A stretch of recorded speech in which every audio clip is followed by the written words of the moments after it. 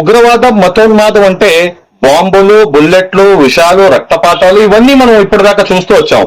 కానీ ఇప్పుడు సామాజిక మాధ్యమాల్లో చాలా భయంకరమైన ఉగ్రవాదం మతోన్మాదం ఏమిటంటే నోటికి వచ్చిన మాటలు మాట్లాడుతూ ప్రశాంత వాతావరణాలను, శాంతి భద్రతలకు విఘాతం కల్పిస్తూ సామాజిక మాధ్యమాల్లో విషం చెమ్ముతున్నారు. ఈ విషం ఎంత ప్రమాదకరమైందంటే ఒక మైనారిటీలను, దళితులను, క్రైస్తవులను తదితరులను వారి నెగిటివ్లే చెబుతూ ముఖ్యంగా వారి పాజిటివ్లన్నిటినీ కూడా మొత్తం మట్టి కనిపించేసి కేవలం నెగిటివ్లపై మాట్లాడుతూ విషం విరజిమ్ముతున్నారు. దానివల్ల మన ముస్లిం మైనారిటీలు, దళితులు, క్రైస్తవులు తదితరుల నీడను కూడా చూస్తే అసహించే విధంగా వీళ్ళు చేస్తున్నారు అని చెప్పి నేను మీకు చెప్పడం జరిగింది.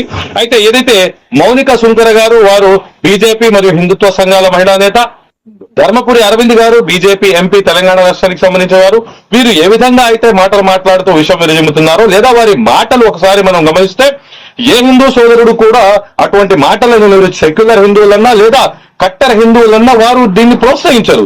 ఎందుకంటే ఏ కులం మతం కూడా బూతులు తిట్టమని లేదా వ్యంగ్యంగా అపహాస్యం చేయమని ఎవరి మతాలను, ఆచారాలను అసలే చెప్పదు. మన భారత రాజ్యాంగం అయితే అసలు దానికి ఎటువంటి అనుమతి కూడా ఇవ్వదు.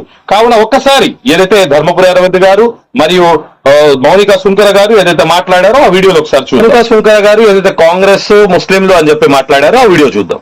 కాంగ్రెస్ అంటే ముస్లిం, ముస్లిం అంటే కాంగ్రెస్. అవునా? అయితే కాంగ్రెస్ ని భూస్థాపితం చేస్తే మొత్తం ముస్లింలు కూడా భూస్థాపితం అవుతారు. కాబట్టి కాంగ్రెస్ ముక్త భారత్ చేస్తాం. ఇప్పుడు కాంగ్రెస్ ముక్త తెలంగాణ అవుతుంది. అయిన తర్వాత అప్పుడు కాంగ్రెస్ మునుగుతుంది, దాంతో పాటు ముస్లింలు కూడా మునుగుతారు. మౌనిక సుంకర్ గారు తనను తాను లాయర్ గా చెప్పుకుంటూ నేను ఏ విషయం విరజమ్మినా నాకు చట్టాలు తెలుసు, లూప్ హోల్స్ తెలుసు అని చెప్పుకునే మన మౌనిక సుంకర్ గారు చూడండి ఎంత భయంకరంగా మాట్లాడుతున్నారు. రేవంత్ రెడ్డి గారు ఏదైతే కాంగ్రెస్ అంటే ముస్లిమ్స్ అంటే కాంగ్రెస్ అని చెప్పారేమో, తను బీజేపీ, వాళ్ళు కాంగ్రెస్, వాళ్ళిద్దరికీ కూడా ఏదైనా గొడవ ఉంటే వాళ్ళు రాజకీయంగా చూసుకోవాలి తప్ప ఇందులో ముస్లింస్ ని నాగి కాంగ్రెస్ పార్టీని భూస్థాపితం చేస్తే ముస్లింలను భూస్థాపితం చేసిందన్నట్టుగా.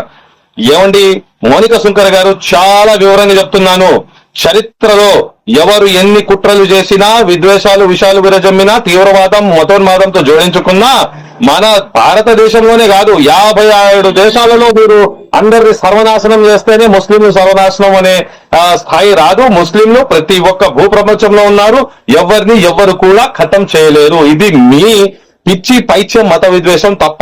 ఇలా రెచ్చగొట్టి మీరు ప్రశాంతమైన వాతావరణాన్ని చెడగొడుతూ హిందూ ముస్లిం అనే డివైడ్ అండ్ రూల్, విభజించు పాలించు రాజకీయాలు తప్ప వేరేదేమీ లేదు. మౌనిక సుంకర గారు సగమే ఉంటుంది వాళ్లకు, అది కోసేస్తా అన్నారు. ఒకసారి ఆ వీడియో చూద్దాం. ఎవడెవడైతే ఏ ఆలయాల మీద దాడి చేసే ప్రయత్నం చేస్తున్నాడో ఒక్కొక్కరికి సగం ఉంది కదా, ఆయనతో సగం గోష్ పాడదొప్పుతాం.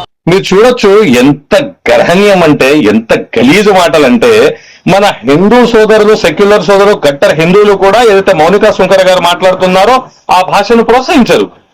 ఏదైతే ఓల్డ్ సిటీలో పురాణాపుల్ మందిరం మీద దాడి జరిగిందో దాన్ని అందరం ఖండించాము. దోషి ఎవడైతే ఉన్నాడో సీసీ కెమెరా ఫుటేజ్ గుర్తిస్తున్నారు. వాడిని గుర్తించిన తర్వాత వాడు హిందువో ముస్లిమో అసలు ఎందుకు దాడి చేశాడో పోలీసులు పూర్తి విచారణ చేస్తున్నారు. అయినా కూడా మీరు ఏదైతే ఒక బీజేపీ పార్టీ లేక హిందుత్వ సంఘాలని చెప్పి అక్కడ చేసిన గొడవకి పక్కనే ఉన్న దర్గాను కూడా వాళ్ళు చాలా నాశనం చేయడం జరిగింది. ఒక్కడు సీసీ ఫుటేజ్ లో అక్కడ పోయి మందిరాన్ని నాశనం చేసినట్టు కనిపిస్తే ఎంతో మంది యువకులను మీరు రెచ్చగొట్టి ముస్లింలు ఏదైతే పవిత్రంగా భావించే స్థలాల మీద దాడులు చేయించారు. ఇప్పుడు వాళ్ళందరూ కూడా జైల్లోకి వెళ్ళాలి. అయితే అసలు ఈ భాష సగమే ఉంది, కట్ చేసేస్తాను, అసలు ఒక మహిళ మాట్లాడే మాటలేనా అండి ఇవి? ఇంకోటి మీరు గమనిస్తే కాంగ్రెస్ హిందూ సోదరులను వారో మాట అన్నారు, అది కూడా చూద్దాం. సిగ్గు, శరము, ఇజ్జత్, మానం లేని హిందువులంతా కాంగ్రెస్ లోనే ఉంటారు. కొంచెమన్నా ధర్మం మీద దాడి జరుగుతుంది, దేవాలయాల మీద దాడి జరుగుతుంటే ఎందుకు అట్లా సిగ్గు లేకుండా ఉంటున్నారో అర్థమైతలేదు. మరి ఇట్లా ఇప్పుడు దేవాలయం మీద దాడి జరిగింది, రేపు ఇంటి మీద దాడి జరుగుతుంది. రెడీ అవుతావా మతం మారడానికి?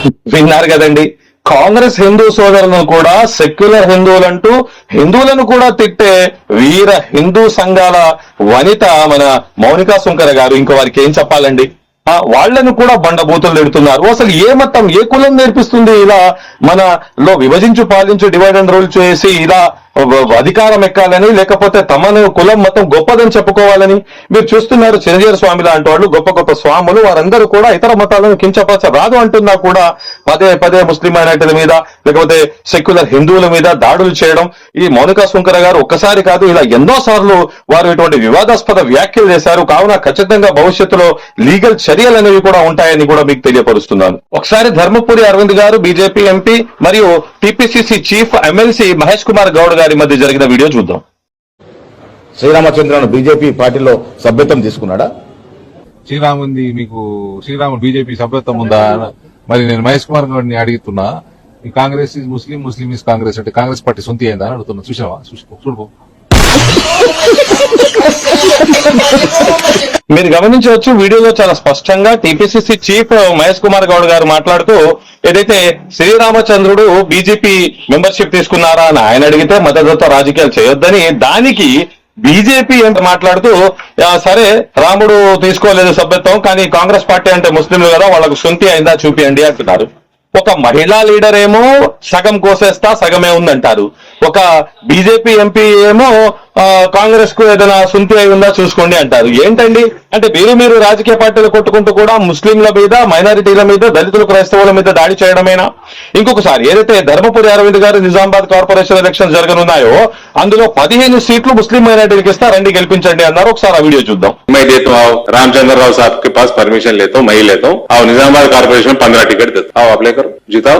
आप जो सरकार आपको हर चीज में मदद कर रहा, आपका डेवलपमेंट के ना हिंदू ना मुस्लिम देख रहा डेवलपमेंट में, और वोट डालो, मैं 15 टिकट देता हूँ, आप ले करो। బీజేపీ అపీజ్మెంట్ పాలిటిక్స్ చేయదు, బీజేపీ ముస్లింలను దగ్గర చేయదు.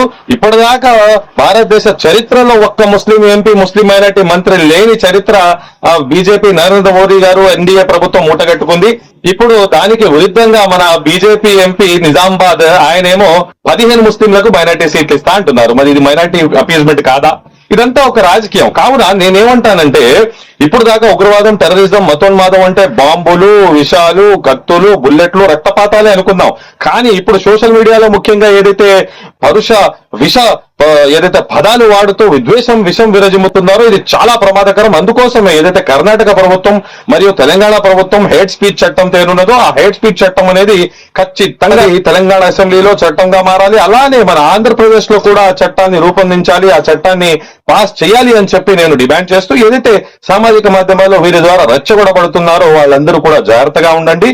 ఏదైతే మందిరాలపై, మస్జిద్లపై, చర్చిలపై దాడులు జరిగినా మొదట విచారణ జరగాలి. ఆ దాడి చేసిన వాడు మంచోడా, పిచ్చోడా, చెడ్డోడా, కుట్ర ఉందా, అవన్నీ తెలుసుకోకుండానే ఇప్పుడు ఓల్డ్ సిటీ ఏదైతే టెంపుల్ మీద దాడి జరిగిందో ఒక్కడే వెళ్తున్నాడు, తాగి వెళ్తున్నాడు అని కనిపిస్తుంది. అతను ముస్లిం అని చెప్పి ముస్లిం ప్రార్థనా స్థలాలపై దాడి చేశారు. అదే హిందూ అని తెలితే ఏం చేస్తారు?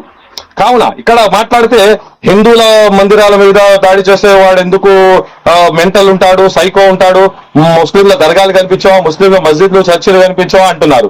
మీరు గతంలో కూడా చాలా స్పష్టంగా చూసి ఉన్నారు. ఎవరైతే డ్యామేజ్ చేశారో కొన్నిసార్లు కుక్క, పిల్లి తీసుకుపోయి అక్కడ ఏదైతే మాంసపు ముద్దలు వదిలేసినా గొడవలు చేశారు. ఆ మాంసపు ముద్దలు వదిలేసింది కుక్క, పిల్లి అని చెప్పి కూడా స్పష్టంగా కనిపించడం జరిగింది. కొన్నిసార్లు కోతుల ద్వారా కూడా విగ్రహాలు ధ్వంసమైతే దాన్ని కూడా ముస్లింల మీద నెట్టేసే కుట్రలు జరిగాయి.